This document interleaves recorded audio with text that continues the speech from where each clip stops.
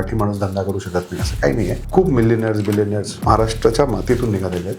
तुम्ही म्हटलात की महाराष्ट्रातले अनेक जण आहेत जे बिझनेस करतात, मग तरीही असं का बोललं जातं? तुम्हाला काय वाटतं की का बोललं जातं की महाराष्ट्रातून बिझनेसमॅनच नाही आहेत? मी तुम्हाला खरं सांगतो, ज्या माणसाने पैसा कमवण्यासाठी धंदा सुरू केला तो कुठेही चुकीचा नाही, पण ज्या व्यक्तीने धंदा फक्त पैसे कमवण्यासाठीच केला त्याचा धंदा कधी दुसऱ्या जनरेशनमध्ये जाईल, त्याचा धंदा कधीही मोठा होईल.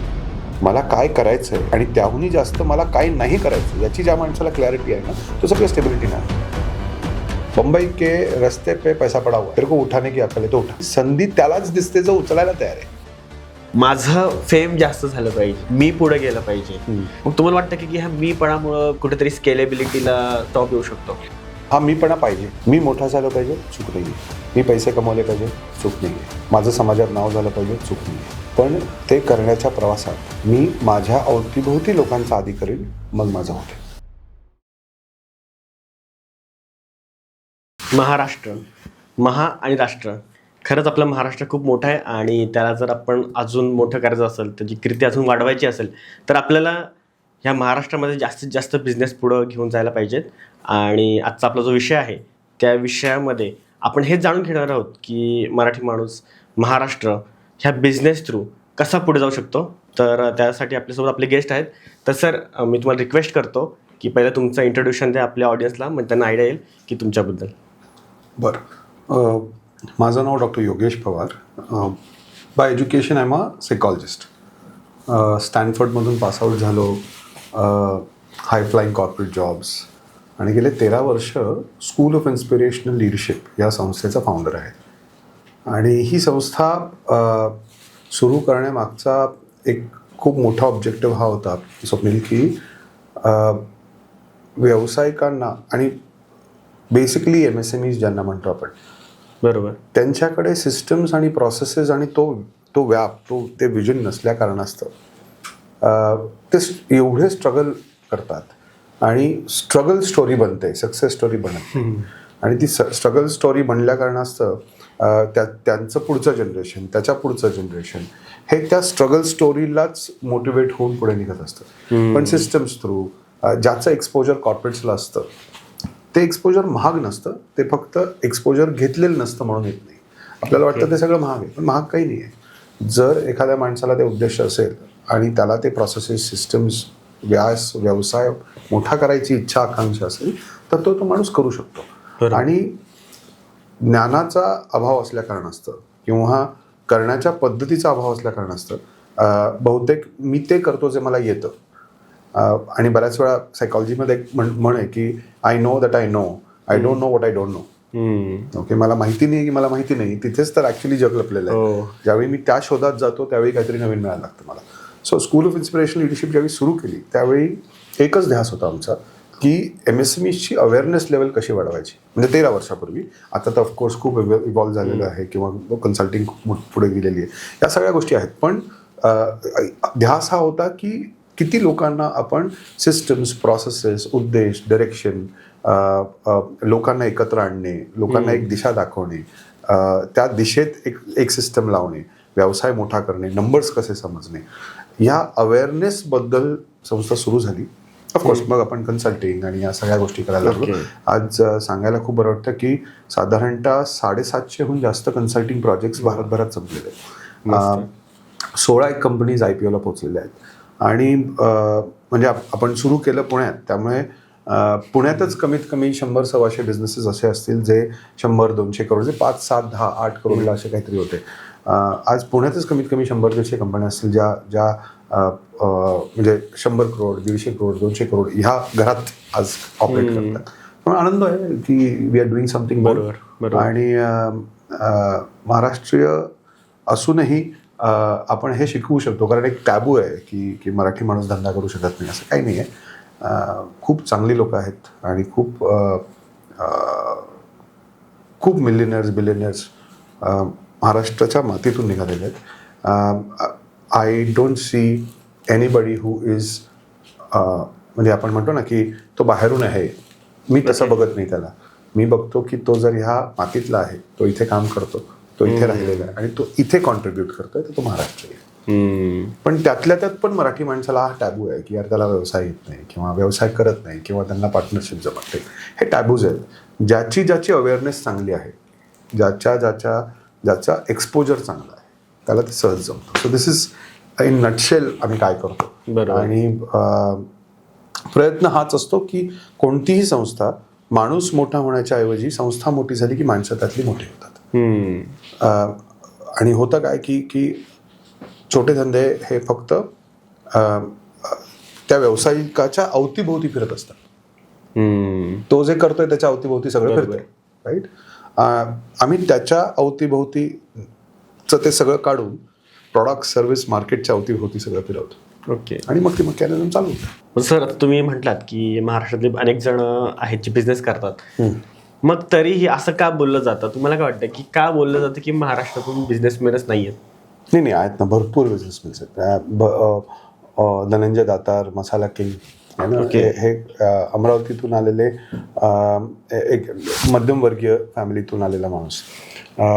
बाबा कल्याणी फोर्ज, भारत फोर्ज आणि Kalyani group of companies, Prataprao पवारजी, सकाळ, असे भरपूर लोक बाहेर आलेली आहेत. है ना, Kirloskars is a fantastic brand. पण ग्लोबल लेवलला इम्पॅक्ट करणारी, ग्लोबल ओरिएंटेशनमध्ये काम करणारी अशी महाराष्ट्रीय लोक थोडीशी कमी आहेत किंवा फेमस झालेली बिलियनर्स कमी आहेत. ओके. कारण आपल्याकडे एक कल्चरल भाग पण येतो आपला की एका लेवल नंतर आपण त्या पद्धतीने स्वतःला पोझिशन करणे मार्केटमध्ये, हे तसं काही करत नाही. आपण तेवढे अग्रेसिव्ह राहत नाही का आणि सेटल होतो. पण काही लोक किंवा काही विशिष्ट प्रकारची लोक हे त्यांचं मार्केटिंग, ब्रँडिंग हे ग्लोबल करतात. ओके. अनफॉर्च्युनेटली आपण महाराष्ट्रीय ते करत नाही. आपण नेशनमध्ये बिलीव्ह करतो, आपण नॅशनली बघतो. पण काही बिझनेसेस, जशी मी आत्ता काही नावं घेतली, ही नावं ग्लोबल आहेत, है ना. आणि बरेचशी मंडळी महाराष्ट्रीय आहे ना किंवा मराठी, हे कसं करायचं असतं हेच माहिती नाही. ओके. म्हणजे इच्छा तर भरपूर आहे करायची, पण करायचं कसं हे माहिती नसल्या कारण असे गोंधळ आहेत. आणि म्हणजे मला चांगलं आठवतं की एक बिझनेस आहे इथे अगदीच पुण्याजवळ येतो आणि डिफेन्समध्ये आहेत. आणि त्यांना व्यवसायात कुठे ना कुठेतरी कुठल्या तरी एका ट्रान्झॅक्शनमध्ये काहीतरी वाईट अनुभव आला. तर त्यांनी ठरवलं की मी डिफेन्सचे प्रोडक्ट्स आहेत, मी एक विशिष्ट म्हणजे एक्सपोर्ट्स करणारच नाही. का नाही करणार? कारण एक्सपोर्ट्समध्ये दगाच होतो.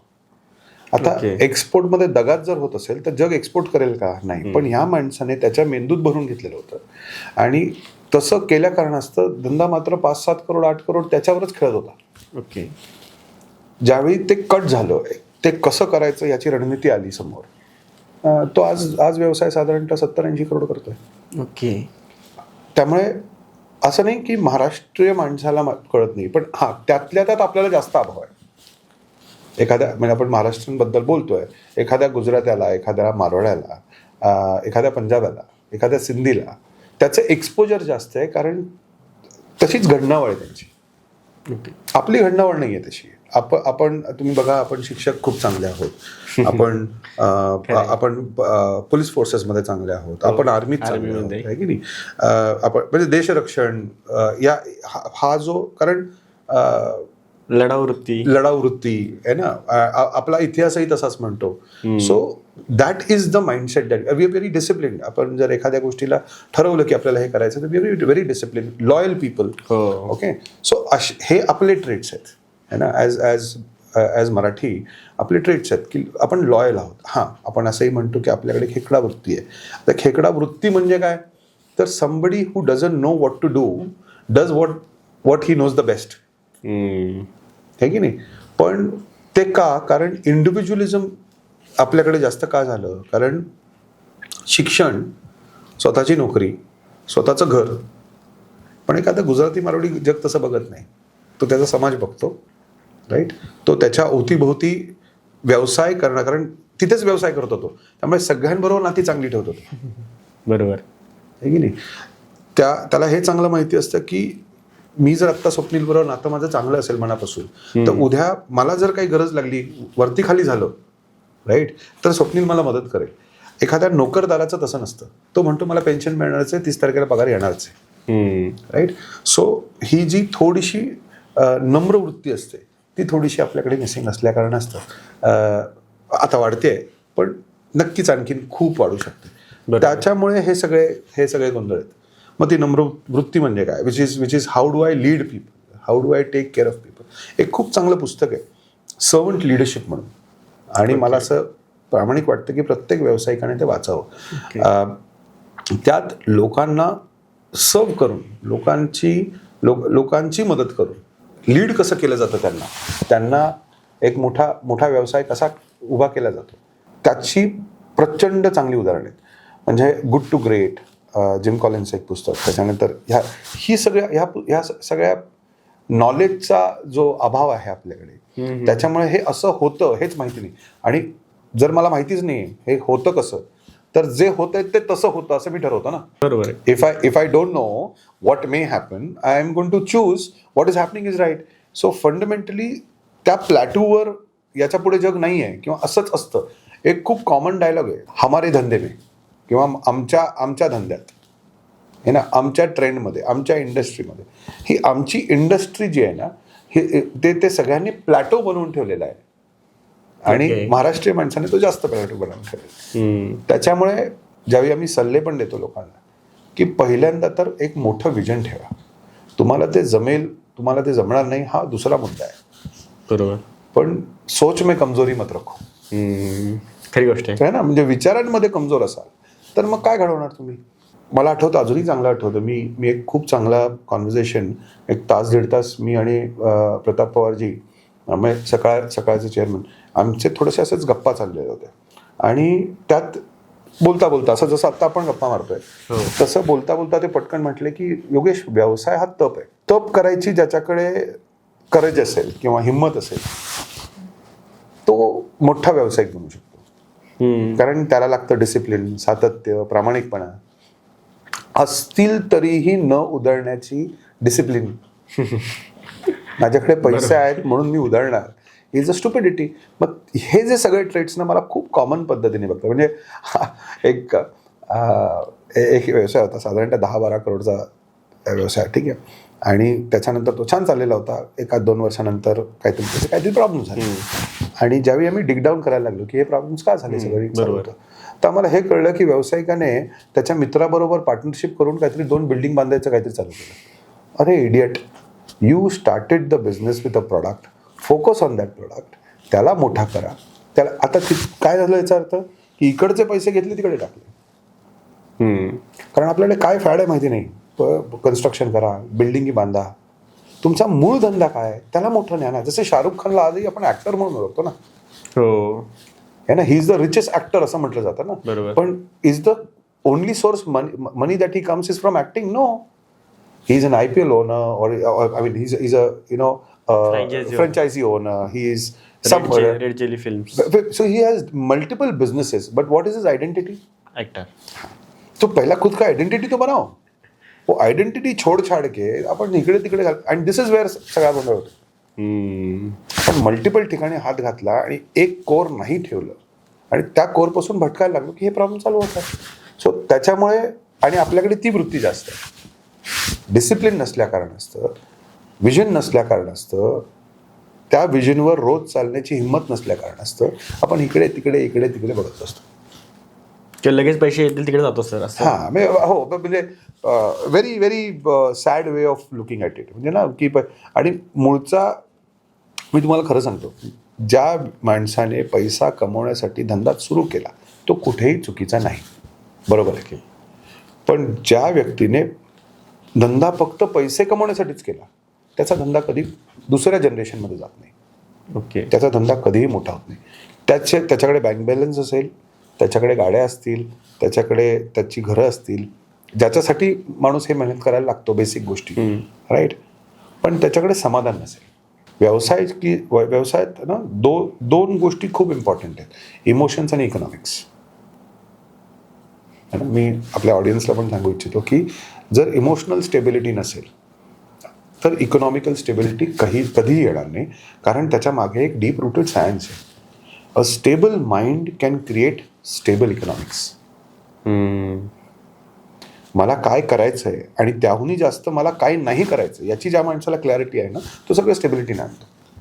पण काय करायचं हे पण करायचं, ते पण करायचं आहे, असं पण करायचं, तसं का कर, मला लवकर पोचायचं. लवकर पोचून जायचं कुठे तुला, आहे ना. ॲव्हरेज माणूस आज तरी भारतात कमीत कमी 60 वर्ष जगतोय ना. तू जर 25व्या वर्षी धंदा चालू करतोस किंवा 30व्या वर्षी, अरे 30 वर्ष आहे, 30 वर्षात बिलियनर होऊ शकतोस. सो हा जो लॉंग टर्म पल्ला आहे तो, and then social media, you have these fast things, 4 साल में करोड़पति बन गया, 1 साल में उसको ये हो गया, all that nonsense, but that's not the path. See, some things will never go out of fashion. Okay, some things will never go out of fashion. One of the things is that in order to create a legacy, आपल्याला सातत्य भरपूर वर्ष द्यावं लागतं. Legacy बनवायची असेल, आहे ना. पैसे कमवण्यासाठी नाही म्हणत मी, पण माझ्या संस्थेची मला लेगसी बनवायची, की आज सिम्बायसिस सारखी संस्था, म्हणजे एज्युकेशनमध्ये, किंवा डी.वाय. पाटील सारखी संस्था, ह्या ज्या संस्था आहेत, किंवा आज सकाळ आहे ना, एक खूप मोठा ब्रँड आहे महाराष्ट्रात ना, किर्लोस्कर ग्लोबल ब्रँड आहे, राईट. त्याच्यानंतर भारत फोर्ज ग्लोबल ब्रँड आहे, right. You will not believe, Bharat Forge has 40% of the stakes in 40% of market share of the forging industry in defense. एवढी मोठी आहे भारत फोर्ज. ओके. सकाळ has, I mean, I'm not clear about that, but it has over 35% of penetration in Maharashtra for papers. 35%. म्हणजे असे brands आहेत ना आपल्याकडे, right. पण आपल्याकडे कन्झ्युमर ब्रँड्स आहेत का? आपल्याकडे LG का नाही तयार होत, है ना. कारण आपण किंवा आपण आजही जे प्रॉडक्ट्स आपण बघतो आत्ता मार्केटमध्ये, IT मध्ये घ्या, KPIT घ्या, कॉग्निझंट घ्या, ह्या कंपन्या इथून निघाल्यात. They are global companies today, है ना. सो फंडामेंटली आपण IT मध्ये पण आहोत, आपण प्रॉडक्टमध्ये पण आहोत, आपण टेक्नॉलॉजीमध्ये पण. जी आपली नेक्स्ट जनरेशन, आता जी नवीन जनरेशन बरोबर, ती लेगसी ओरिएंटेड विचार करत नाही आहे, याची खंत आहे. आणि ज्यावेळी लेगसी ओरिएंटेड तुम्ही विचार कराल त्यावेळी तुम्ही लांबचं बघायला सुरू कराल. आणि माझं सगळ्यांना एकच मत असतं की भरपूर आहे आयुष्य, गडबड करू नका. If say assuming your age is 26-27 right now, my friend, you are going to work till 60. हो, है ना. 35 वर्षात who is telling you can't become the next Dhirubhai Ambani, but you should have that specs, no.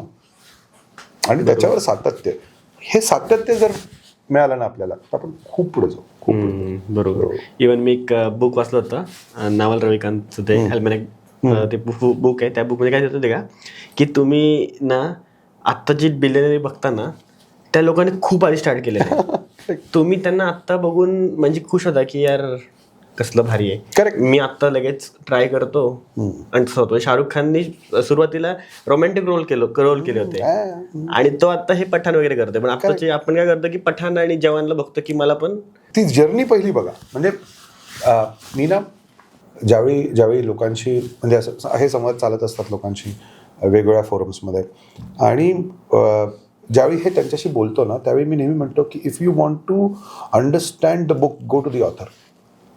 Okay, है ना. You can't understand the book just by reading. If you want to go deep into something, go to the author. Don't go just read and perceive. एक video, एक podcast, एक reel, किंवा म्हणजे त्यातल्या त्यात पुस्तक, हे बघून त्या माणसाचं आयुष्य नाही करणार. Go to him in deep. If because both god and devil lies in details. जर देवाला शोधायचं आहे तर डोळे बंद करा, राईट. आणि जगाला शोधायचं आहे तर डोळे उघडे ठेवा. बरोबर है ना. So fundamentally both of it needs detailing. परसेप्शनवर, शॉर्ट परसेप्शनवर गणित चालू नका, right. This is I think the game that we should learn, that detailing is the key. बरोबर, डिटेलिंग इज द की. बरोबर. पण आता जेव्हा आपण लेगसीचं बोलतो सर, तर महाराष्ट्राला तर खूप मोठी लेगसी आहे. म्हणजे जर इवन बाबासाहेब पुरंदरे जे आहेत, त्यांनी आपल्या पुस्तकामध्ये लिहिलं होतं, प्रस्तावनेमध्ये लिहिलं होतं फर्स्ट, की महाराष्ट्राचं एवढं चांगलं भाग्य आहे की आपल्याकडे छत्रपती शिवाजी महाराज आहेत. ॲब्सोल्युटली. आणि तो किंवा ती जी व्यक्ती आहे, येणाऱ्या पिढ्यानपिढ्या जी कोणी लोक आहेत महाराष्ट्र नाही तर पूर्ण भारतातली, ती त्या व्यक्तीकडून इन्स्पिरेशन घेत राहणार. आणि त्यापेक्षा जास्त गरजेचं अजून तरी कोणाला गरजेचंच नाहीये, कारण त्या व्यक्तीचं मोटिवेशन घेतलं. केवढं आहे ते म्हणजे महाराजांबद्दल बोलणे हे I don't know if I am qualified to talk, पण हो माझ्यासाठी सगळ्यांसाठीच, आपल्या सगळ्यांसाठी खूप मोठं आदराचं स्थान आहे ते. पण फंडामेंटली जर if we notice, look at how he build. Okay, he started building at the age of 14 and till the age of 42 he was able to work. असं आपण आज जर आपण कॉर्पोरेट याच्यामध्ये बघितलं व्यवसायाच्या, but from 42 may be unfortunately he had to go, but after that close to 200 years whatever he did worked. First generation अंतप्रज्ञाला हे कळलं पाहिजे ना की मी जर व्यवसाय सुरू करतोय तर ह्या व्यवसायाची खरी फळं ही दुसऱ्या तिसऱ्या चौथ्या पिढीला मिळणार. बरोबर. आज आपण पिढीच म्हणू, आपण त्यांचीच वंशावळ म्हणू, राईट. आज पण आपण इन्स्पिरेशन घेतो, म्हणजे हे कोणाच्या हातात होतं? हे त्यांच्या हातात होतं ना, त्यांची इच्छा होती किंवा त्यांना तो आदेश म्हणा, त्यांना ती सद्बुद्धी म्हणा. ही सद्बुद्धी मी माझा व्यवसाय स्वराज्यासारखा नाही घेऊ शकत का? जिथे आपण म्हणतो रयतेची सगळं आहे ना, मग हे नाही घडू शकत का? अशा विचारांनी आपण का नाही व्यवसाय चालू करत है ना. रामदास स्वामींनी महाराजांबद्दल श्रीमंत योगी हे 4 पंक्त्या लिहिल्या. त्याच्यात बहुजनांचा आधारू असा एक शब्द आहे. बहुजनांचा आधारू म्हणजे काय? खूप लोकांना बळ देणारा, विश्वास देणारा. बरोबर है ना. अखंड स्थितीचा निर्धारू म्हणजे डिसिजन मेकिंगचा एपिटोम. की एखाद्या त्या माणसाने जर डिसाईड केलं तर ते करणार म्हणजे करणार, हे की नाही. श्रीमंत योगी म्हणजे काय की एवढं सगळं असूनही मनात मात्र हा योगी आहे. फकीर ज्याला आपण साध्या भाषेत म्हणू. फर्स्ट जनरेशन व्यावसायिक हा जर अशा पद्धतीने वागायला लागला, अशा पद्धतीने कार्य करायला लागला आणि त्याच्या सर्व्हिस प्रॉडक्ट तो समाजाचं कल्याण करण्यासाठी वापरायला लागला, तर पैसे, नाव, लौकिक बाय डिफॉल्ट असेल, सगळं बाय डिफॉल्ट. बरोबर, राईट. आणि मी संस्थेतही माझ्या सगळ्या लोकांना हे सांगतो की आपल्याला पैसे लोक का देतात ह्याचा विचार करा. आपल्याला पैसे लोक देतात कारण त्यांची काही स्वप्न आहेत, है ना. त्या स्वप्नांना कुठे ना कुठेतरी मार्ग हवा आहे म्हणून ते आपल्याकडे आले. आणि जर त्यांना तसा मार्ग देऊ शकलो नाही तर आपण कुणाची तरी स्वप्न मोडतोय. कन्सल्टिंग नाही आहे नुसतं हे ना, आपण कुणाची तरी स्वप्न मोडतोय. त्या स्वप्नांना लक्षात ठेवून तुम्ही काम करा. त्याच्यामुळे संस्थेत मग प्रत्येक माणूस कन्सल्टिंग करत नाहीये. प्रत्येक माणूस हा त्या माणसाची स्वप्न पूर्ण करण्यासाठी माझाच बिझनेस येतो. हा, आणि त्याच्यामुळे ती आपुलकी, कामाची पद्धत सगळी बदलते. सो का नाही फर्स्ट जनरेशन असा विचार करू शकत की मी जे सर्व्हिसेस प्रॉडक्ट्स आज देतोय त्याच्याने समाजाचं कल्याण व्हावं, प्रत्येक माणसाला त्याचा कुठे ना कुठेतरी उपयोग व्हावा, असा विचार करायला लागलेला माणूस का नाही प्रॉडक्ट त्याचे विकले जाणार, का नाही सिस्टम्स विकले जाणार. बरं, तर टेक्निकली सगळ्या गोष्टी नीट केल्याच पाहिजेत. उद्या ERP लाव, हे लाव, ते लाव, माणसाला ते सगळं करायचंच आहे हो. पण वैचारिक पातळीवर मी कसा विचार केला पाहिजे माझा व्यवसाय सुरू करताना किंवा सुरू असताना, तो मोठा न होण्याच्या मागे कारण मीच आहे. मीच म्हणजे कोण? तो व्यवसाय. कारण मी असं खूप थेट बोलतोय, वाईट वाटू नका, पण जेवढी तुमची अक्कल आहे तेवढा धंदा वाढणार आहे. त्याच्यापेक्षा जास्त वाढू शकत नाही. सो फंडामेंटली की तुमची अक्कल वाढवा ना, तुमचा व्यास वाढवा, तुमचा बघण्याचा दृष्टिकोन वाढवा, तर धंदा वाढेल. ती सुरुवात आहे. नुसतंच त्याच्याने नाही वाढणार, त्याच्यानंतरचे काही प्रोसेस आहेत. पण जर हेच नसेल तर तो 200% नाही वाढणार. That is how it works. अजून आपल्या महाराष्ट्रात अजून एक गोष्ट बघितली आहे सर, की तुम्हाला जर एका लेवलच्या नंतर पुढे जायचं आहे ना, तुम्ही म्हटलं की समजा तुम्ही 5 करोड कमवताय तर 50 करोड जायचंय. कमवत नाही बरं का, रेव्हेन्यू टर्नओव्हर तेवढा 5 करोडला 5 करोड माणूस करत असेल तर 5 करोड घरी घेऊन जात नाही, तो 10%. समजा तेवढे अमाऊंट आहे म्हटलं तशी, तर लोकांना असं वाटतं की जे आता तेवढे आहेत त्याच्या मला पलीकडे अजून जास्त जायचंय.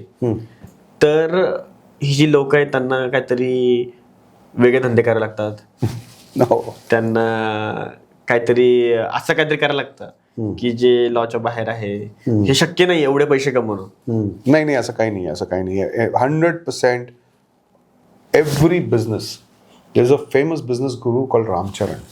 ओके. आय वॉज फॉर्च्युनेट की मी त्यांच्याकडून माझ्या शिक्षणाच्या वेळेला शिकलो. पण he says every business is a scalable business. Every business is a scalable. तुम्ही वडापावची गाडी टाका, स्केलेबल आहे. तुम्ही चहाचं दुकान टाका, टपरी टाका, स्केलेबल आहे. राईट. शू पॉलिशचं दुकान टाका, ते पण स्केलेबल आहे. Okay. Everything is scalable. Everything can become a $1 billion business. बापरे, एवढे. हां. कपडे इस्त्री करण्याचे जी दुकान बरोबर. स्केलेबल आहे. Everything is scalable. Every business is scalable. Okay. There is not a single business that is not scalable. Because if it is not scalable, it is not a business. ठीक आहे. Then it is a practice. Like there is a CA practice. There is a doctor who is having a clinic. Clinic practice है. Hospital practice नहीं, hospital business है. A chartered accountancy firm which has 50 chartered accountants is a company. It can be scaled. Right? चहाचं दुकान scale. आता आपल्याकडे आहेत ना भरपूर उदाहरण आहेत. एवढे फ्रँचायझीज झाल्या आहे वगैरे वगैरे. त्या नीट चालतायत नाही चालतायत इज अ डिफरंट स्टोरी. पण जसं एक नॅशनल ब्रँड आहे चायोस म्हणून, है ना. चहाचं दुकान आहे ना. आणखीन काय म्हणजे टपरीवर आपण चहा प्यायचो ते खूप सोफिस्टिकेटेड झालं. राईट. जर कॉफी होऊ शकते तर चहा का नाही होऊ शकत. पण त्या दृष्टिकोनाने बघणं पाहिजे ना.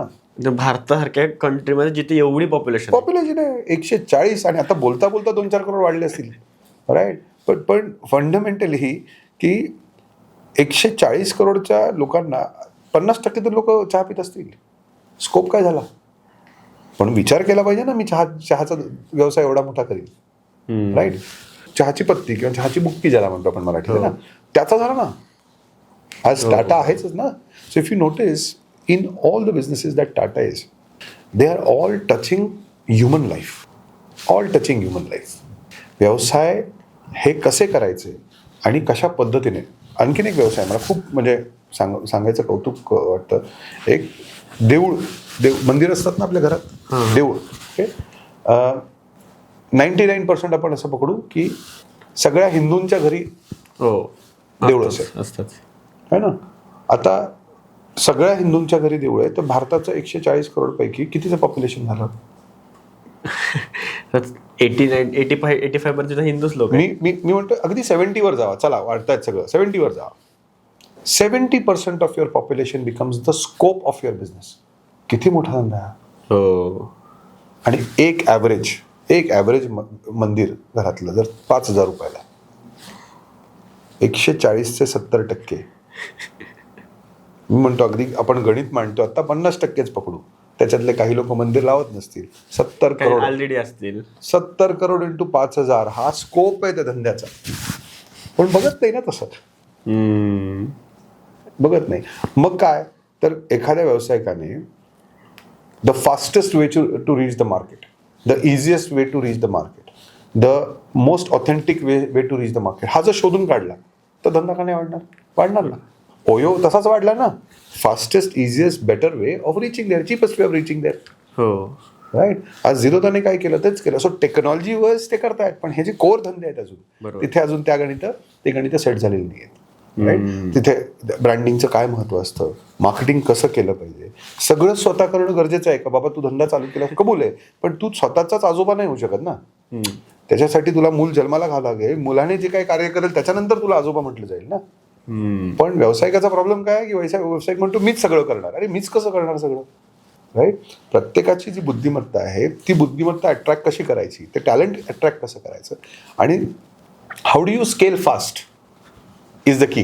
आणि how do you scale in more legitimate way. म्हणजे उगीचच्या उगीच वाकडे तिकडे मी बघतो लोकांना, कधी टॅक्सच वाचवण्यासाठी काहीतरी कर, कधी GSTच वाचवण्यासाठी काहीतरी कर, कधी सेल्स टॅक्सच वाचवण्यासाठी काय. आता सेल्स टॅक्स नाही पण फंडामेंटली काय की कुठली तरी ड्युटीज अरे ते सगळं एवढा मेंदू तिथे घालण्यापेक्षा मार्केटमध्ये घालणं विकलं कसं जाईल याच्यासाठी.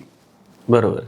राईट. पण अनफॉर्च्युनेटली आणि बरेच म्हणजे सगळेच नाही, एका लेवलनंतर माणूस असा विचार करायचा बंद करतो. पण जे साधारणतः साधारणतः आपण 5-7 करोड 10 करोड 20 करोडच्या ह्याच्यात असतात ना, हे ह्या सगळ्या चक्रात बसलेले असतात आणि त्या चक्रातून सोडवणं त्यांना किंवा त्या चक्रातून त्यांनी सुटणं हे त्यांच्या भल्यासाठी आहे. ते 2% वाचवण्यापेक्षा जर 10 कस्टमर्स बरोबर बसलास आणि त्यांना 10 वेळा विकलंस तर जास्त पैसे मिळतील नाही का. बरं, बँक पण उभी करते अशा लोकांना ज्यांच्याकडे कस्टमर्स आहेत. ओके. है ना. आता बँकिंगही हळूहळू चेंज व्हायला लागले. आधी जे नॅचरल बँकिंग असायचं म्हणजे ट्रेडिशनल बँकिंग असायचं की माझ्याकडे घर आहे, माझ्याकडे गाडी आहे, घोडा आहे, कुत्रा आहे, माणूस हे आहे, असं काहीतरी सगळं ॲसेट आहे माझ्याकडे आणि त्या ॲसेटवर मी लोन घ्यायचो आहे ना. आता तसं नाही. आता प्रोजेक्शन लोन मिळतात. आता वेगवेगळ्या फंडिंग स्कीम्स आहेत. राईट. या लोकांनी गेलं पाहिजे. महाराष्ट्र.gov.वर जर गेलं तर सगळ्या स्टार्टअप्सच्या स्कीम्स कळतील, सगळ्या लोन्स वन विंडो कसे होतात हे कळतील. पण तिथे जाणं गरजेचं आहे आणि त्याचे मार्ग नाहीत म्हणून लोक तिथपर्यंत जात नाहीत आणि मग पैसे नाहीत म्हणून म्हणतात. पैसे मार्केटमध्ये आहेत. मी एक पर्सनल एक्सपिरियन्स म्हणून सांगतो की मी पहिला व्यवसाय सुरू केला जेव्हा मी 16 वर्षाचा होतो. त्याचं काही कारण नव्हतं. मला असंच काहीतरी, असं मी नेहमी म्हणतो का केला चालू तर खाच, बाकी काही नाही, काहीतरी नवीन करायचं, काहीतरी करत बसायचं. ओके. तर ते मेट्रो प्लाझा म्हणून मुंबईला रिगल सिनेमाच्या बाजूला एक शॉपिंग सेंटर आहे. तिथे मी कपड्याचं दुकान, रेडीमेड कपड्याचं दुकान मी आणि माझ्या एका मित्राने सुरू केलं. फ्रेंड्स कलेक्शन असं त्या कपड्याचं दुकानाचं नाव होतं. तिथे आता मी खूपच लहान ना, 16-17 वर्षाचा, खूपच लहान, त्यामुळे आजूबाजूचे दुकानवाले जराशी ज्ञान द्यायचे. भरपूर मुस्लिम होते. तर तिथे अत्तरची दुकानं साऊथ मुंबईमध्ये भरपूर आहेत. तर तिथे आमच्या बाजूला अत्तरचं पण एक दुकान होतं. तर ते अत्तरवाला चाचा जो आहे आमचा, तो साधारणतः त्यावेळी 60चा असेल. तर तो जेवताना दुपारी मला काहीतरी ज्ञान द्यायचा फुकट. आणि जे मला स्टॅनफर्डमध्ये पण नाही मिळालं बरं का. ऑनेस्टली जे मला तिथे मिळालं ते तिथे स्टॅनफर्डला नाही मिळालं, इतक्या रॉ आणि स्ट्रेट पद्धतीने. तर असंच बोलता एक दिवस तो म्हटला की योग्या असं ते त्या स्टाईलमध्ये, योग्या बंबई के रस्ते पे पैसा पडा हुआ है, तेरे को उठाने की अक्कल है तो उठा. म्हणजे अपॉर्च्युनिटी, हे सगळं सोफिस्टिकेशन नंतर कळलं शिक्षण केल्यावर, त्या क्लासरूम्समध्ये बसल्यावर वगैरे. पण बेसिकली त्यांचं मत काय होतं किंवा त्यांचं काय सांगायचं होतं की संधी त्यालाच दिसते जो उचलायला तयार आहे. पण तुझी तयारीच नसेल तर तुला कधी संधी दिसणार. मग तुला प्रॉब्लेम दिसतात. मग मार्केटचा प्रॉब्लेम दिसतो, कस्टमरचा प्रॉब्लेम दिसतो, गव्हर्नमेंटचा प्रॉब्लेम. उद्या मोदी साहेबांना पण नावं ठेवाल आणि मग कुणालाही नावं ठेवत लोक हे करतात. अरे माझ्याकडे बघ, मी तयार आहे का ह्या सगळ्या गोष्टींना करायला, हे बघ आणि पुढे चाल. पण this is I think that is the reason why बऱ्यापैकी लोक मागे राहतात. कारण तयार नाही आहेत पुढे जायला. मानसिकरित्या तयार असतील तर पुढे जातील. बरोबर. आणि मी काही दिवसापूर्वी सर ते एक बुक होतं की 12 वीक्स अ इयर, त्या पुस्तकात लिहिलं होतं की तुम्ही जर नीट अभ्यास केला ना सक्सेसफुल लोकांचा, तुम्हाला लक्षात येईल की कुठलाच व्यक्ती स्वतःच्या जीवनात सक्सेसफुल झालेला नाहीये. करेक्ट. हे तुम्ही लिहून घ्या म्हटलं, लक्षात ठेवा. आणि हे 100% ट्रू आहे. ॲब्सोल्युटली. तर मग आपल्याकडे होतं की मीपणा जो आहे तो खूप जास्त असतो की मला पैसे जास्त भेटले पाहिजेत, माझं फेम जास्त झालं पाहिजे, करेक्ट, मी पुढे गेलं पाहिजे. मग तुम्हाला वाटतं की ह्या मीपणामुळं कुठेतरी स्केलेबिलिटीला स्टॉप येऊ शकतो? नाही, हा मीपणा पाहिजे. ओके. मी मोठा झालो पाहिजे, चूक नाही आहे. मी पैसे कमवले पाहिजे, चूक नाही आहे. माझं समाजात नाव झालं पाहिजे, चूक नाही आहे. पण ते करण्याच्या प्रवासात मी माझ्या अवतीभोवती लोकांचा आधी करेन, मग माझं होते. ओके. हे पेशन्स नसल्या कारणाचा प्रॉब्लेम. ओके. मला आधी हवं, इथे प्रॉब्लेम आहे. व्यवसाय जर आपण एक गणित लावू त्याला, राईट. माझ्या संस्थेत आज साधारणतः 200-225 लोक कामाला आहेत.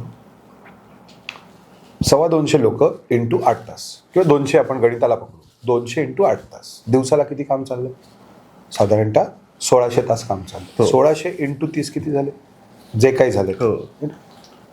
आणि प्रत्येक जण त्या तासातलं मला 1 रुपया देतोय. व्यावसायिकाने कसा विचार केला पाहिजे?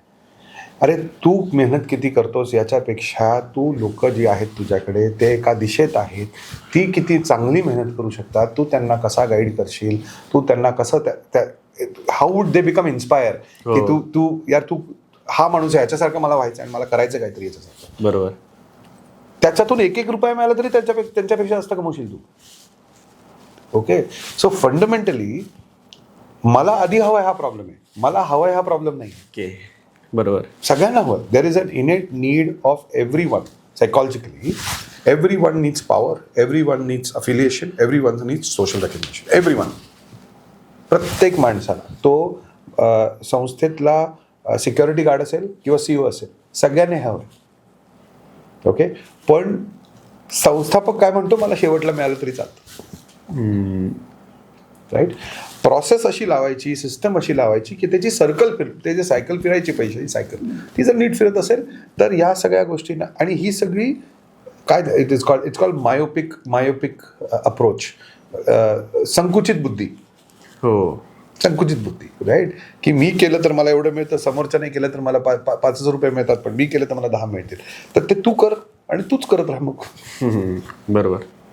मी 5 रुपये 5,000 लोकांकडून कसे बनवू शकतो, हा दिस इज व्यवसाय. राईट. आणि एक खूप मोठी गोष्ट जी चुकतात, छोटे बिझनेसेस जे चुकतात, is they try to serve the customers. Okay. If you want to grow the business, you should serve your people should serve the customers. And your customers will pay back the money. Cycle ही आहे. I serve my people serve my customers. छोटे व्यावसायिक काय करतात, I serve my customer, आणि हे सगळे माझ्या मागे. मग या सगळ्यांना खेचायची जबाबदारी कोणाची, माझी. म्हणजे काय म्हणतो आपण, CPSLR ह्याचा कोण आहे, मी. मग मी नसेल तर हे चालतच नाही. हो, बरोबर आहे. आहे की नाही. मी साईडला हटलो, यांना पुढे नेलं आणि मी यांना सांगितलं इथं जायचं आहे, आणि जात असताना मदत करायला लागलो, त्यांना सपोर्ट करायला लागलो, की मी एकटा करण्यापेक्षा 10 लोक एका दिशेने करतात ना, म्हणजे ते वाढणारच व्यवसाय. बरोबर. So this is the problem. तो मीपणा इथे, तो मीपणा असलाच पाहिजे. मीपणा वाईट नाही आहे, चांगलीच गोष्ट आहे. मीपणा मला इगो देतो, काहीतरी राग देतो, माझ्या रागाला दिशा दिली मी की गेम चेंज होतो. पण माझ्या रागाला दिशाच नाही, मी लोकांवर राग ठेवतोय. मी काय अचीव्ह करायचं त्याच्याबद्दल राग असला पाहिजे ना. बरोबर आहे. सो दिस इज, मी पण चुकीचं नाही, असलाच पाहिजे, प्रत्येक व्यावसायिकाला असतो. बरोबर. पण तो कुठे वापरायचा, आणि सगळ्यांच्या नंतर जरी मला मिळालं तर मी ओके आहे, या मानसिकतेने जर तो काम करत असेल तर चालतं. काय बरोबर. पण सर, आता हे तुम्ही म्हणता, तुम्ही एवढ्या सगळ्या बिझनेसमॅनना बघितलं असाल जे की ऑलरेडी रिच आहेत, जे पैसे आहेत, खूप गाड्या आहेत, सगळं आहे. मग जे तुम्ही म्हणा की मी पण गरजेचं आहे, तर एक फिल्म आहे बॅटमॅनची, त्यामध्ये लेक्स लुथर कॅरेक्टर आहे, तर त्याचा डायलॉग आहे की power corrupts people. Correct. If God is all good, he cannot be all powerful. If is all powerful, he cannot be all good. Correct. मग ह्या स्टेबिलिटी कशी ठेवायची, की माणसाला पैसे आले, सगळ्या गोष्टी आल्या, का सगळ्या जणांना जमत नाही ना की तो कंट्रोल ठेवणं, डिसिप्लिन ठेवणं. करेक्ट. आता एक काम करूया, because you gave Batman, I will give you my favourite super hero also. Okay. I like Spiderman and iron Man. Okay. The 2 dialogues of it. 2 dialogues of Spider-Man. The dialogue is, with power comes responsibility. हो, बरोबर. So is power a problem? No. Power is not a problem. You will anyways get. But are you ready to have responsibility of the, तुम्ही responsibly ते power handle करू शकता का? Point number 1. Okay. तर ती power तुमच्याकडे राहील. बरोबर. जर ती रिस्पॉन्सिबिलिटी हँडल नाही केली, आणि आपल्याकडे भरपूर उदाहरणं आहेत, मग तुम्ही पॉलिटिक्समध्ये उदाहरणं घ्या, बिझनेसमध्ये उदाहरणं घ्या, एवढी उदाहरणं आहेत ज्या माणसाकडे पॉवर होती आणि ती पॉवर त्याने रिस्पॉन्सिबिलिटी हँडल नाही केली, ती पॉवर निघून गेली. फेअर. आता हा झाला Spiderman. Let's look at Iron Man. Okay. Iron मॅनमध्ये पण एक सुंदर डायलॉग आहे की you can take away my toys, you can take away my cars, you can take away everything, what you can take away is I. हा जो स्वतःवरचा आत्मविश्वास आहे, काहीतरी मोठं कार्य करायला, हा जो स्वतःचा आत्मविश्वास आहे, that confidence in yourself should never die. Okay. Is that okay. मग तो कॉन्फिडन्स जर नीट असेल तर ही स्टेबिलिटी यायला सुरू होते. स्टेबिलिटी कशात हवी आपल्याला, इमोशन्स आणि इकॉनॉमिक्समध्ये. आपण इकॉनॉमिकल स्टेबिलिटी कधीच मिळू शकत नाही जर आपण इमोशनल स्टेबिलिटी राहील. पहिली इमोशनल स्टेबिलिटी. आणि व्यावसायिक इतक्या गोष्टींनी असतो, कधी कस्टमर फोन करतोय, कधी लोक सोडून चाललेले आहेत, कधी पैसेच नाही आहेत, कधी कस्टमरने पैसे नाही दिले, सप्लायरने माल उशिरा दिला. एवढ्या सगळ्या खिचडीत स्वतःला स्टेबल ठेवून का ठेवेल समोरचा माणूस स्वतःला स्टेबल? कारण त्याचं उद्दिष्ट मोठं आहे. ओके. मला जर पुढचं ध्यास आहे तर आजच्या परिस्थितीचा त्रास मला खूप भावत नाही. मला पुढचा ध्यास हवा. बरोबर. मग मला जर आज जर त्रास होतोय, बाबा माझं दुखतंय फुगतंय, मला पैसे नाही, ते नाही, हा सगळा प्रॉब्लेम आहे ना, पण माझं मोठं ते उद्दिष्ट चांगलं आहे, त्यामुळे मला या त्रासातून निघायचं आहे. मग त्याला काय त्रास वाटत नाही, असला तरी वाटत नाही. त्याच्यामुळे निघते इकॉनॉमिक स्टेबिलिटी. नाहीतर त्याच्याच खिचडीत बसलेला असतो. आणि स्टोऱ्या सगळ्या त्याच, जसं आपण एखाद्या कॉलेजची पोरं कट्ट्यावर बसून गप्पा मारतात, तरी हे तसं झालं, ते तसं झालं, तसेच हे 4-5 टाळकी असतात. हे 4-5 व्यावसायिक कुठल्या तरी असोसिएशनमध्ये जा, कुठेतरी बस, कुठेतरी बार टेबलवर बस, किंवा मैत्रिणींबरोबर बस, मित्रांबरोबर बस, आणि ह्याच गप्पा. अरे धंदा किती खराब आहे, ज्याला कस्टमर पैसेच देत नाही, अरे असेच लफडे आहेत, तसे तुम्ही वातावरणच काय घडवता ना तुमच्या अवतीभोवती. मी जर माझ्यापेक्षा चांगल्या लोकांबरोबर वेळ घालवला नाही तर मी चांगला होणार कसा? सिंपल आहे. बरोबर.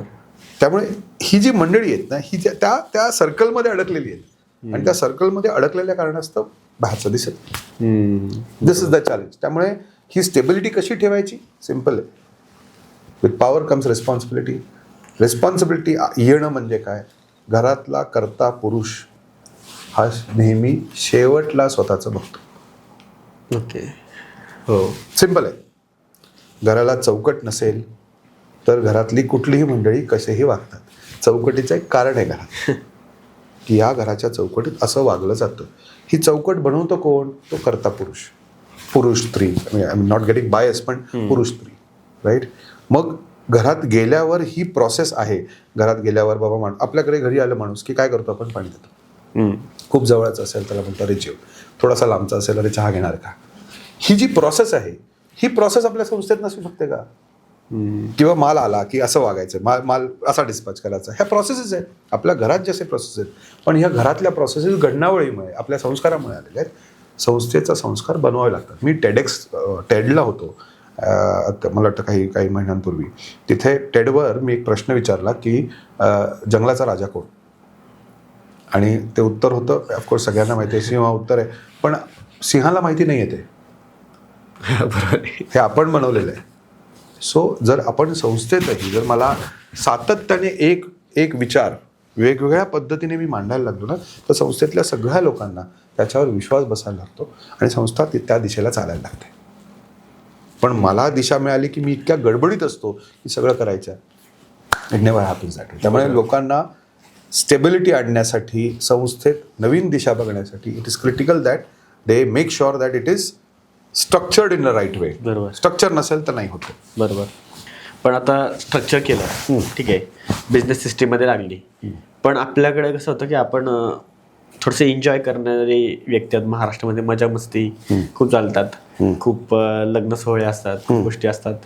तर काय होतं, लोकांचा ऑटो पायलटमध्ये विश्वास खूप जास्त आहे आपल्याकडे, की माझी सिस्टीम लागली, सगळं ओके आहे, आता त्याला मजा. हा, आता मला काय करायचं, ती कमवतील ना पैसे. मी ह्यासाठीच केलं होतं की मला फ्रीडम पाहिजे मला. अगदी बरोबर, अगदी बरोबर.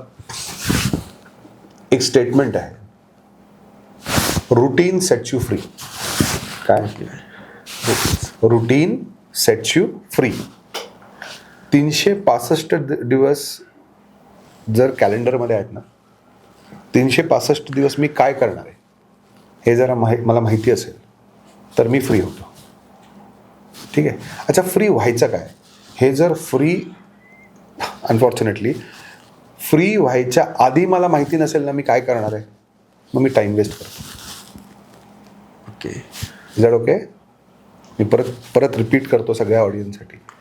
365 दिवस जर कॅलेंडरमध्ये आहेत आणि तुम्हाला एक्झॅक्टली माहिती आहे की 365 दिवस तुम्ही काय करणार आहात, ते केल्यानंतर ऑटोमॅटिकली तुम्ही 15 दिवस, 20 दिवस, 25 दिवस, महिना तुमचा वाचवायला सुरू करता. पण ते 25 दिवस वाचल्याचे करणार काय हो, हे जर माहिती नसेल तर तो वेळ वेस्ट आहे. बरं, सगळं काही नीट चाललंय, 10-20 करोड रुपये धंदा चाललाय, सगळं पैसे आहेत, सगळं चाललंय. जर खरा प्रामाणिक विजनरी असेल ना, हो, तर तो शांत बसत नाही, तो त्या वेळेचा सदुपयोग करतो. 2 प्रकारचे एंटरप्रेन्योर्स मी बघितलेले आहेत. एक जे ध्यासापोटी व्यवसाय सुरू करतात, एक जे सिग्निफिकन्स पोटी व्यवसाय सुरू करतात. जे सिग्निफिकन्स पोटी व्यवसाय सुरू करतात ना, ती सगळी मंडळी हे सगळे उद्योग करायला लागते. गाड्या घे, फिरायला जा, हे कर, ते कर, काही गैर नाही आहे, पण ते अति करायला लागतं. वर्षातून 2 वेळा फिरायला जाणे काही गैर नाही आहे, फॅमिलीला वेळ देणे काही गैर नाही, ऑफकोर्स दिलाच पाहिजे. पण त्याचं अतिक्रमण करणे, म्हणजे अति वागणे, हे सगळं सुरू होऊन जातं लोकांचं. आणि डेलिगेशन म्हणजे ॲब्डिकेशन नाही. आपण म्हणतो बाबा मी माझ्या टीमला डेलिगेट केलं, ते ॲब्डिकेट करणं नाही. ॲब्डिकेट म्हणजे देऊन विसरून जाणं. डेलिगेशन म्हणजे देणं आणि प्रश्न विचारत. आणि त्या प्रश्न विचारायचा जर 4 जनरली गोष्टी आहेत. मी नेहमी सांगतो प्रत्येक व्यावसायिकाने या 4 गोष्टी जर लक्षात ठेवल्या, त्यांचा जॉब रोल आपण असं म्हणू की सगळ्या एम्प्लॉईजचा जॉब रोल तर लिहायला खूप म्हणजे हे असतं, पण व्यावसायिकाचा जॉब रोल काय? दिशा देणे, एन्शॉर करणं की त्या दिशेला जाण्यासाठी त्याच्या लोकांकडे त्या सगळी सामग्री आहे, रिसोर्सेस आहेत, ती सगळी लोक इमोशनली एंगेज्ड आहेत, इमोशनली अटॅच्ड आहेत तुमच्या संस्थेला. आणि प्रश्न विचारण्याचा प्रोसेस स्टेबल आहे, म्हणजे वीकली आहे, मंथली आहे, इयरली आहे. ह्या जर 4 गोष्टी व्यावसायिकाने पाळल्या ना, तर यू सी खूप डिसिप्लिन येते. आणि त्या डिसिप्लिनमुळे तुम्हाला वेळ मिळतो, तुम्हाला पुढे काय करायचं. मग सर हे जे फ्री जो टाईम आहे आपल्याकडे, मग त्यामध्ये नक्की करायचं काय व्यक्तींनी? त्याच्यामध्ये फ्युचरमध्ये राहायचं, म्हणजे पुढची धोरणं आखायची. पुढची धोरणं म्हणजे काय, तर संस्थेच्या पॉईंट ऑफ व्ह्यूने बघितलं ना, तर पुढचं धोरण म्हणजे माझ्याकडे पुढच्या वर्षाचा ॲन्युअल ऑपरेटिंग प्लॅन आहे का. ओके. ॲन्युअल ऑपरेटिंग प्लॅन ही मॅनेजमेंट प्रॅक्टिस आहे. प्रत्येक वर्षी साधारणतः फेब्रुवारीपर्यंत, मार्चला आपलं वर्ष संपतं आणि एप्रिलला सुरू करतो. तर प्रत्येक वर्षी फेब्रुवारीपर्यंत तरी कमीत कमी माझ्याकडे माझा पुढचे 12 महिन्याचा प्लॅन रेडी पाहिजे. ओके. की एप्रिल 1 पासून 31 मार्चपर्यंत पुढच्या किंवा 30 मार्चपर्यंत पुढच्या मी काय काय करणार आहे, कुठे इन्व्हेस्टमेंट करणार, किती लोक येणार, किती माल विकणार, इन्व्हेस्टमेंट मंथ ऑन मंथ कशी जाणार, ओपेक्स म्हणजे ऑपरेशनल एक्सपेन्स कसे असणार, माझे capex which is capital investment कसे करणार, मी कुठल्या टेरिटरीजमध्ये माल विकणार आहे, मी तो कसा विकणार आहे, मार्केटिंग काय करणार, ब्रँडिंग काय करणार, याचं प्लॅनिंग जे आहे हे झालं पाहिजे. तो वेळ वाचवल्यावर करायचा काय माणसाने, हा जो प्रश्न आहे की त्या वेळेत त्याने फ्युचरमध्ये राहावं. कारण संस्था चालवणारा व्यक्ती जर फ्युचरमध्ये असेल तर संस्था घडवणारा व्यक्ती, चालवणारा म्हणण्यापेक्षा घडवणारा व्यक्ती जर फ्युचरमध्ये असेल तर चालवणारी व्यक्ती ही प्रेझेंटमध्ये राहते. जर घडवणारी व्यक्ती ही प्रेझेंटमध्ये आहे तर ही चालवणारी व्यक्ती ही पास्टमध्ये राहते. मग त्यांना ट्रॅक करावं लागतं.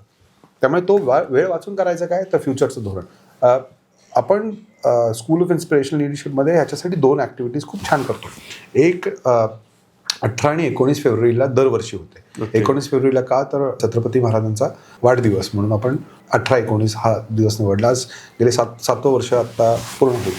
आणि 2 दिवस भारतभरातून व्यावसायिक येतात आणि त्यांचा ॲन्युअल ऑपरेटिंग प्लॅन बनवतात. सो दिस इज 1 ॲक्टिव्हिटी जे आपण करतो.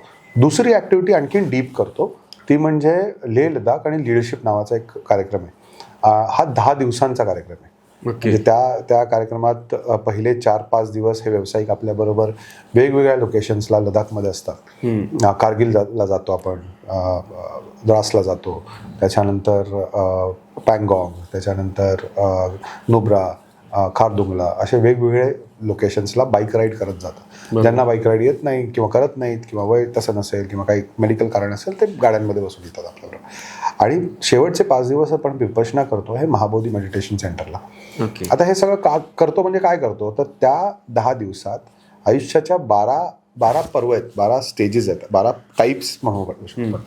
12 टाईप्सवर डीप प्लॅनिंग होतं. आणि पुढचे 3 वर्ष म्हणजे माझ्या फिटनेससाठी मी पुढचे 3 वर्ष काय करायचं, माझ्या इमोशनल स्टेबिलिटीसाठी पुढचे 3 वर्ष काय करायचं, माझं इंटेलिजन्स वाढवायला मी पुढचे 3 वर्ष काय करायचं, माझे फायनान्शियल्स नीट करायला मी 3 वर्ष काय करायचं, माझी फॅमिली नीट करायला मी पुढचे 3 वर्ष काय करायचं, माझं असे वेगवेगळे जे आस्पेक्ट्स आहेत लाईफचे, त्या वेगवेगळ्या लाईफ जे आस्पेक्ट्समध्ये ती व्यक्ती पुढचे 3 वर्ष काय करणार. ज्यावेळी तो स्वतःचं 3 वर्षाचं धोरण बनवतो त्यावेळी त्याच्या अख्ख्या घराला, म्हणजे घर म्हणा, सोशल लाईफ म्हणा किंवा प्रोफेशनल लाईफ म्हणा, या सगळ्याचं प्लॅनिंग त्याला एका ठिकाणी करता येतं आणि मग त्याला वेगवेगळ्या गोष्टी अशा शोधत बसाव्या लागत नाहीत. वर्षातून 10 दिवस द्यायचे, सटीक प्लॅनिंग करायची आणि पुढचे 3 वर्ष तेच. आणि त्या कार्यक्रमात आपण एक नमूद करतो की फक्त प्रत्येक भागात समजा फायनान्शियली मी ह्या 3 गोष्टी करणार आहे, फॅमिली वाईज मला ह्या 3 गोष्टी हव्यात. मग 12 पर्व आहे तर 12 पर्वाचे 3 म्हणजे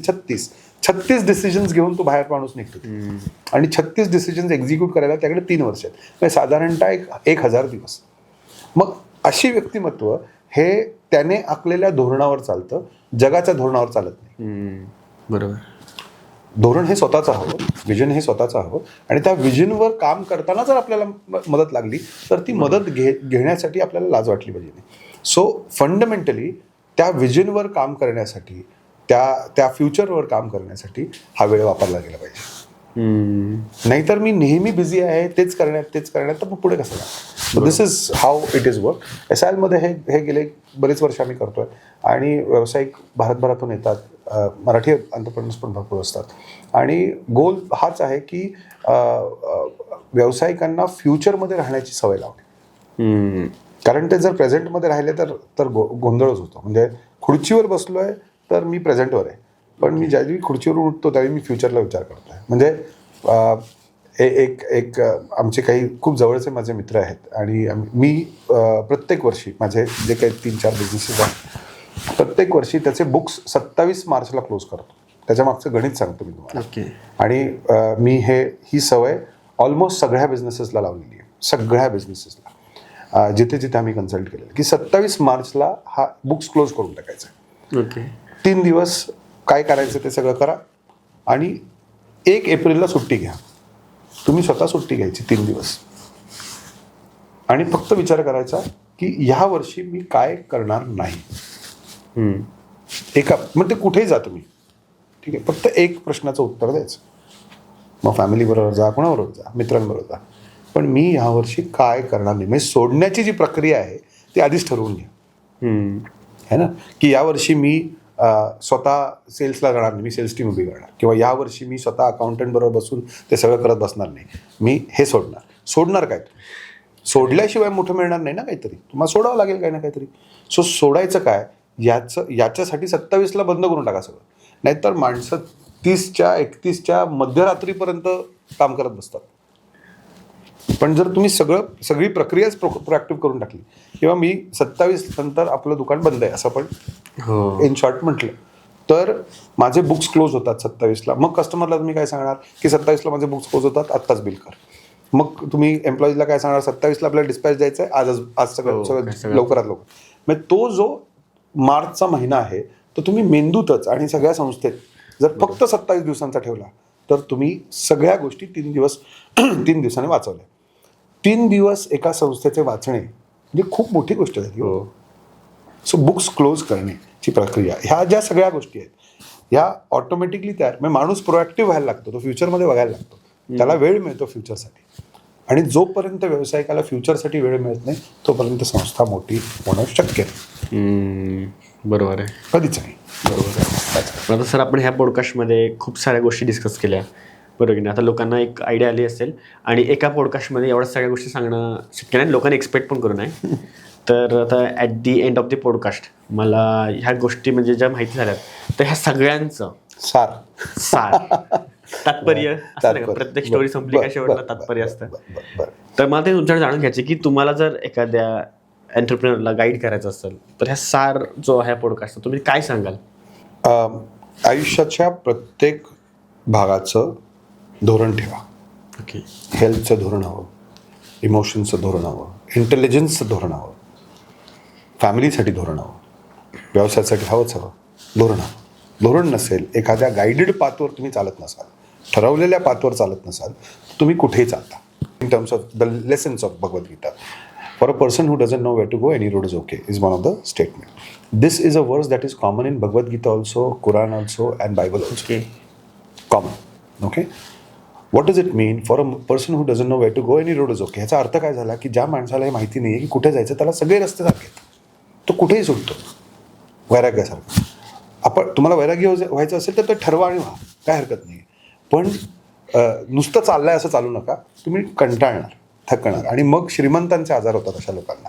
श्रीमंतांचे आजार माहिती असतील तुम्हाला, डायबिटीज है ना, म्हणजे आता हे जे 50-50मध्ये असतील ना सगळ्यांना डायबिटीज, थायरॉइड, BP हे का वाढतं?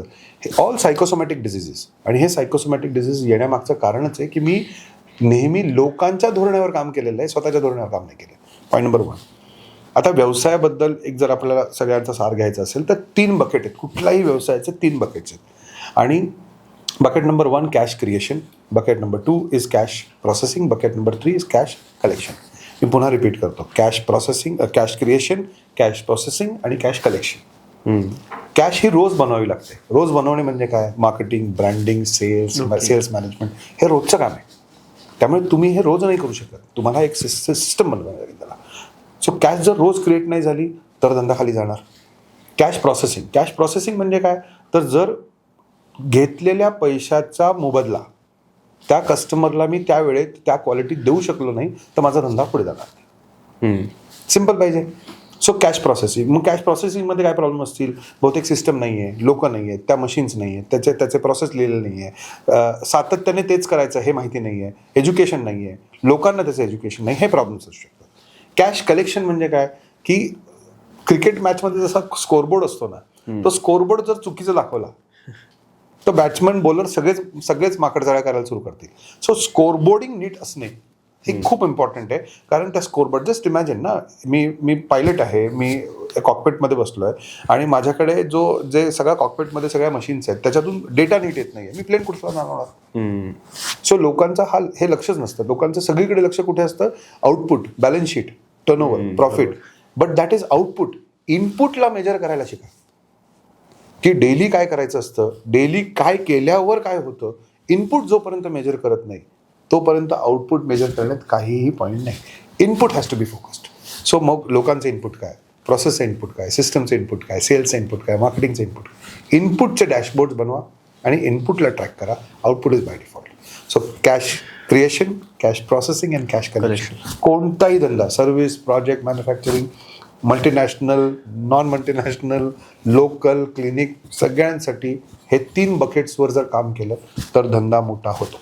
या सगळ्या गोष्टी करण्यासाठी एक धोरण लागतं. जर धोरण नसेल तर इमोशनल कनेक्ट नाही आहे. इमोशनल कनेक्ट असेल तर या सगळ्या गोष्टी, मी मस्तीत नेहमी म्हणतो की अक्कल भाड्याने घेऊ शकता. ओके, अक्कल ही भाड्याने घेऊ शकता. तुमचं उद्देश, तुमचं करेज हे भाड्याने नाही मिळत, ते तुमचं स्वतःचं असतं. त्यामुळे प्रत्येक व्यवसायाने आणि टिपिकली मराठी व्यावसायिकांनी स्वतःचा उद्देश बनावं. त्या उद्देशावर चालण्यासाठी जिथे जिथे मदत लागेल ती नम्रपणे घ्यावी आणि पुढे निघावं. कारण आपण व्यवसाय ज्यावेळी मोठा होतो तिथे फक्त तो व्यावसायिक मोठा होत नाही, त्याचं कॉन्ट्रीब्युशन त्या समाजाला चांगलं होतं. तो जास्त डोनेट करायला लागतो. तो जास्त जर माझ्याकडे आज 200 लोक कामाला आहेत किंवा 500 लोक कामाला आहेत तर 500 लोक आहेत, 500 × 4 जरी पकडले ॲव्हरेज, तरी 1000 लोकांचं, 2000 लोकांचं घर माझ्यामुळे चाललं आहे. माझे वेंडर्स झाले. असं जर क्लोजनेट नेटवर्क बघितलं तर एखाद्या 200-300 लोक काम करणाऱ्या कंपनीत कमीत कमी 1000-2000 लोक डिपेंडेंट असतात. याची जाणीव पाहिजे त्या माणसाला. ओके. तिसरी इम्पॉर्टंट गोष्ट काय? मी टॅक्सेस चांगले भरतो. आज महाराष्ट्राचं सर्वात जास्त कॉन्ट्रीब्युशन टॅक्सेस का आहे तसं? त्याचं कारण म्हणजे आपल्याकडे इकॉनॉमी चांगली आहे. आपण एका कॉम्पिटेटिव्ह ह्याच्यामध्ये, म्हणजे आपल्याकडे रिसोर्सेस पण चांगले आहेत. बरोबर. मग त्या रिसोर्सेसचा मराठी माणसाने काय वापर करायचा? Government is not the solution. Solution is what you want to do. And if you are walking on to it, government can govern and support, but objectives have to be yours. So this is how I would want to sum up this entire process की ह्या 3 गोष्टींवर सगळ्यांनी लक्ष द्यावं आणि स्वतःच्या उद्देशावर. बरोबर. तर थँक्यू सर. तुम्ही म्हणजे खरंच आजचा पॉडकास्ट जो कोणी बघतोय त्याला खूप इन्साइटफुल असेल आणि एवढी सगळी नॉलेज तुम्ही दिलात तर ते खरंच म्हणजे एका पॉडकास्टमध्ये एवढ्या सगळ्या गोष्टी एखाद्या व्यक्तीला भेटणं आणि म्हणजे जो कोणी ऑडियन्स आपला आत्ता आला आहे, खरं तर तो लकी आहे की त्याच्या फीडमध्ये ही पॉडकास्ट गेलं, त्याच्यासमोर हा पॉडकास्ट आला आहे आणि हा जर त्याने आपले ॲप्लिकेशन केलं, कारण बघून फक्त फायदा नाही आहे, ॲप्लिकेशन अप्लाय करा. तर ते तुम्ही करा नक्की आणि तुम्हाला आयुष्यामध्ये नक्कीच फायदा होईल. तर पुन्हा धन्यवाद sir. Thank you very much. Thank you. I hope तुम्हाला व्हिडिओ आवडला असेल तर लाईक करा, कमेंट करा आणि चॅनलला सबस्क्राईब जरूर करा. कारण जेवढे आपले सबस्क्रायबर वाढतील तेवढे चांगले गेस्ट आपल्या चॅनलवर आणू शकतो. म्हणून चॅनल सबस्क्राईब करा आणि जाणून घ्या आपल्या लोकांच्या गोष्टी आपल्या मराठीत, फक्त आणि फक्त ते मराठी पॉडकास्टवर.